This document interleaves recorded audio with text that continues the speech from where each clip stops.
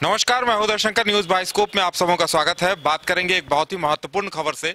BJP कार्य समिति की बैठक देवघर में चल रही है और इसी के साथ बुधवार को एक अहम मामले पर सुनवाई होनी है झारखंड हाई कोर्ट में।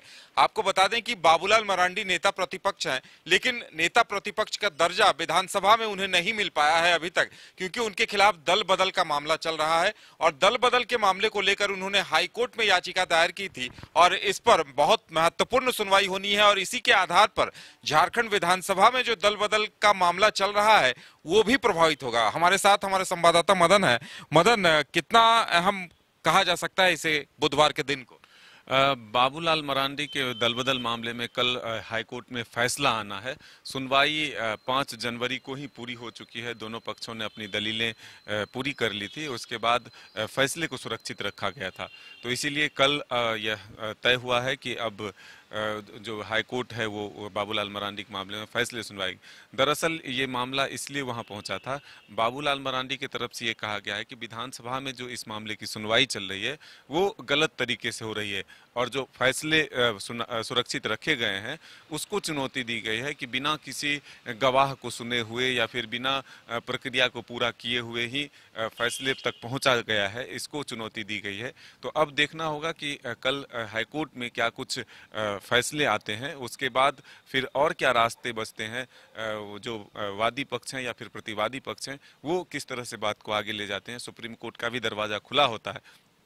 तो एक तरफ विधानसभा के न्यायाधिकरण में भी बाबूलाल मरांडी के मामले में फैसले को सुरक्षित रखा गया था, तो अब ये इससे जोड़कर देखा जा रहा है कि कहीं हाईकोर्ट के फैसले के लिए ही तो इंतजार नहीं किया जा रहा है विधानसभा के न्यायाधिकरण के द्वारा। तो अब यह क्लियर होगा कि आखिर हाईकोर्ट क्या कुछ फैसला सुनाता है, उस पर वहां भी विधानसभा न्यायाधिकरण के फैसले भी निर्भर। मदन, ये जो मामला है इस पर संविधान विशेषज्ञ और कानूनविदों की भी नजर है, क्योंकि विधायिका अपने आप में सक्षम है। विधायिका विधानसभा न्यायाधिकरण में इस मामले पे सुनवाई चल रही है, लेकिन वहां मामला ज्यादा दिनों तक लंबा खींचे रहने की वजह से बाबूलाल मरांडी इसे न्यायपालिका में लेकर गए हैं। अब न्यायपालिका विधायिका के मामले पर फैसला सुनाने वाली है, तो मदन, जाहिर सी बात है जो भी फैसला होगा वो ऐतिहासिक होगा।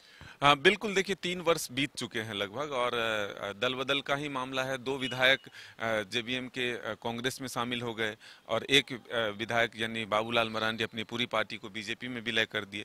हालांकि जो चुनाव आयोग है वो राज्यसभा चुनाव में बाबूलाल मरांडी को बीजेपी का विधायक बताए हैं। वोटिंग का अधिकार भी बीजेपी की तरफ से उनको मिला है, लेकिन इसी चीज को 10वीं अनुसूची का उल्लंघन बताया जा रहा है कि कोई भी बिना 1/3 बहुमत के अपने पार्टी का विलय नहीं कर सकता है। तो ऐसे में जब 2 विधायक कांग्रेस में जा रहे हैं तो अकेले बाबूलाल मरांडी जी अपने पार्टी का विलय बीजेपी में नहीं कर सकते। तो अब 10वीं अनुसूची को लेकर के विधानसभा के न्यायाधिकरण में तो सुनवाई चल रही है, लेकिन जो फैसले हैं और जो सुनवाई की प्रक्रिया, चुनाव आयोग का पक्ष भी काफी अहम हो जाता है। हाँ, चुनाव आयोग का पक्ष का है, लेकिन विधानसभा में 10वीं अनुसूची के उल्लंघन में इसको नहीं माना जा रहा है। वो सीधे तौर पर कह रहे हैं कि हम ये देखते हैं कि 1/3 मेजोरिटी के साथ जो है पार्टी का विलय हुआ है या नहीं। तो इसी के आधार पर जो सुनवाई हुई और जो सुनवाई के दौरान जो गवाह है उसकी पेशी नहीं हुई, गवाही को नहीं प्रक्रिया को पूरा कराया गया, उसको चुनौती दी गई है हाईकोर्ट में। तो अब हाईकोर्ट में इसी मामले में फैसला जो है सुरक्षित है। अब देखना होगा कि कल का दिन कितना महत्वपूर्ण रहता है बाबूलाल के भविष्य को लेकर, कि आखिर क्या फैसले आते हैं। बिल्कुल, सबकी नजरें इस बात पर रहेंगी कि चूंकि अभी 2 साल सरकार के बचे हुए हैं तो बाबूलाल मरांडी को नेता प्रतिपक्ष का दर्जा मिल पाता है या नहीं, इस पे सबकी नजरें बनी रहेंगी। फिलहाल अपडेट हम आपको देते रहेंगे। इतना ही, हमें दीजिए इजाजत और देखते रहिए न्यूज बाइस्कोप। नमस्कार।